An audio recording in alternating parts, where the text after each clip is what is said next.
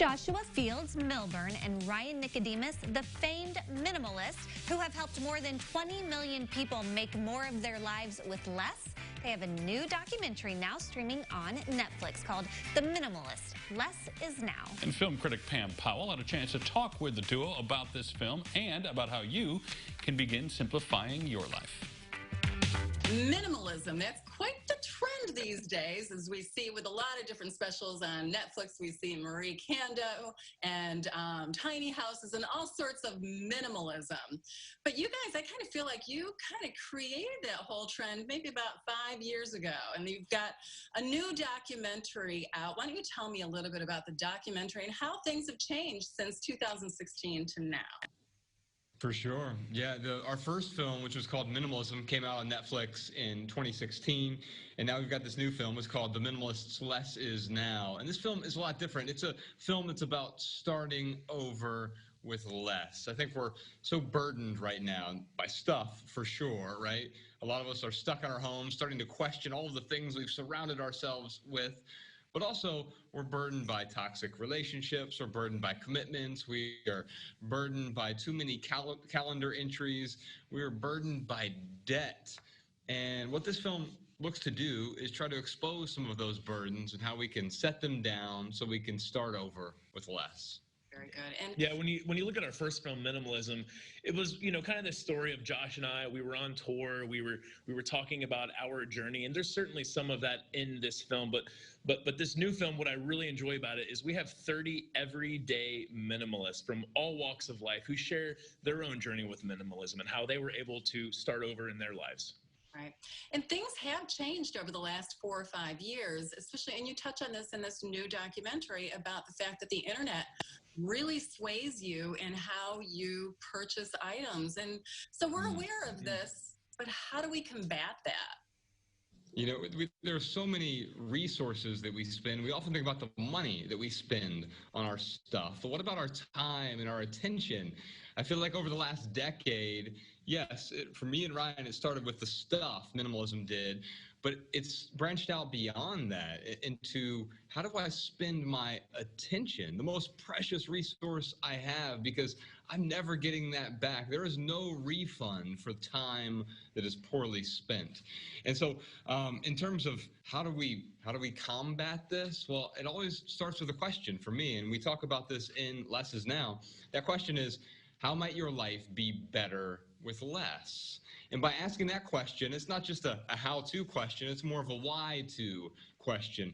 Why should I simplify my life? Why is this appropriate for me? And that will help me move forward. If I understand the why, the how begins to appear and take care of itself. Yeah, and that question is so important these days, like you said, with all the clicks and the screens and everything we have on our lives. I mean, the average American sees about 5,000 advertisements a day. So when you think about that, you know, some of that stuff has to seed into our minds, and subconsciously we start to want things. In fact, in the documentary, Annie Leonard, she talks about something called deficit advertising, and marketers literally try to go out of their way to make you feel like you are not complete if you don't have a certain item, if you don't go on a certain vacation, if you don't buy a certain car.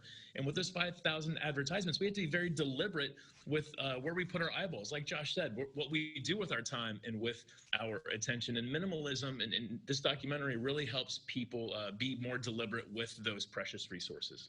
Okay, now I'm going to ask you a question, and I want you to be honest with me, okay? Are you ready for this one? Absolutely.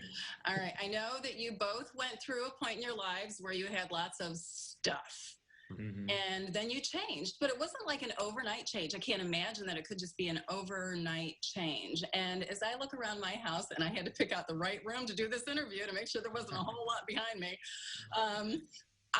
what is the first step that you took in order to gain that sense of control and that stress relief and that freedom? And did you hit any roadblocks as you went through and thought, oh, I just can't do this? Yeah, well, you know, Josh and I, we took two different approaches. So Josh, he spent several months simplifying his life, which is great for him, but I'm someone who needs to do something a little bit more radical to change my state.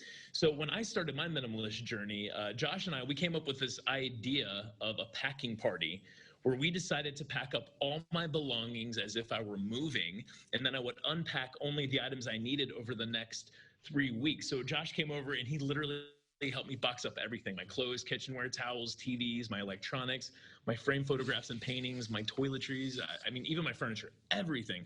So I spent 3 weeks unpacking things as I needed it. You can imagine that first day, I'm packing some bed sheets, some clothes for work, my toothbrush, so forth and so on. Well, at the end of that experiment, after 3 weeks, I had 80% of my stuff still sitting in those boxes, unaccessed. And for me, that was kind of my light bulb moment of, oh, wow, maybe I don't need as much as I thought I needed. And I wish I could sit here and say, like, hey, I got rid of that 80% of stuff, and guess what? I've never had to buy anything again, and everything's been perfect from there on out. But that's just not really how it works. That was my first step. And, you know, we've been doing this for 10 years. So over the last 10 years, this has really been a journey for us. It's not about owning the right 100 items. It's really about owning what's appropriate for your life. So yes, there are certainly some struggles. You know, I see the new iPhone come out, and my internal self kind of jumps for joy. Ooh, that's really slick and sexy, and man, that has a better camera on, and I really want that. But what minimalism has helped me do is really question those impulses, and that's really what Josh and I are trying to help people do. Is, you know, consumerism or impulsive consumerism is really the problem. And if we can learn how to face those compulsions in a meaningful way, then we can make better decisions and live a meaningful life. Oh, but I really like shopping. Apparently, that's not something you're supposed to do to at least significant extent. Exactly. Well, part 2 of their interview is coming up tomorrow. The film, however, is now streaming on Netflix. I may check it out, though. It sounds like a really interesting concept. And you can check out Chuck and Pam's Facebook page and their website. Get signed up for their newsletter as well. We'll connect you with all those details at CILiving.tv.